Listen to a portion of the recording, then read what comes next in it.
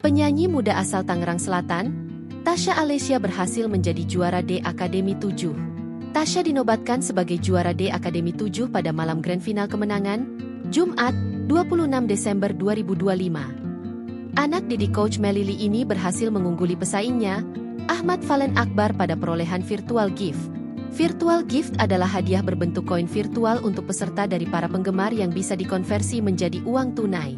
Total virtual gift yang didapatkan Tasya Alessia yakni 406.360.300 koin.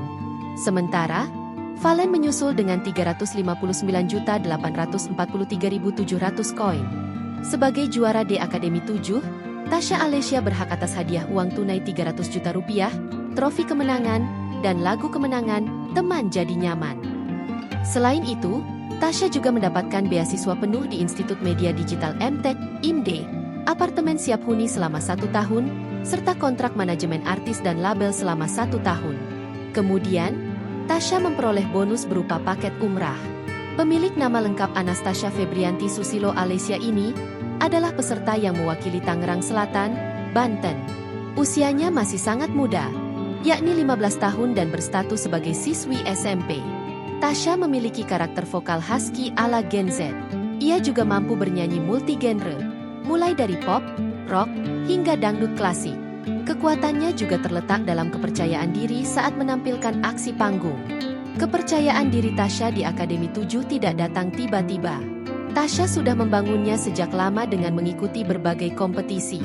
Salah satu kompetisi yang pernah Tasya Alessia ikuti adalah ajang Idola Cilik musim ke-6 yang tayang di RCTI pada 2022. Saat itu, Tasya Alessia tereliminasi di pentas 14 besar setelah membawakan lagu dangdut Laksmana Raja di Laut dari Iyeth Bustami. 3 tahun kemudian, Tasya Alessia pun kembali ke panggung kompetisi melalui D Akademi 7. Awalnya, Tasya Alessia bukanlah salah satu peserta yang paling mendapatkan sorotan. Bahkan, hingga memasuki babak top 10, Tasya tak jarang menempati posisi virtual gift terendah. Namun, kemampuan vokalnya membuktikan bahwa ia layak untuk selalu lolos di setiap babak melalui proses eliminasi juri. Seiring dengan keberhasilannya untuk selalu melaju di kompetisi, Tasya pun mulai mendapatkan virtual gift berupa D-Boss dan D-Sultan.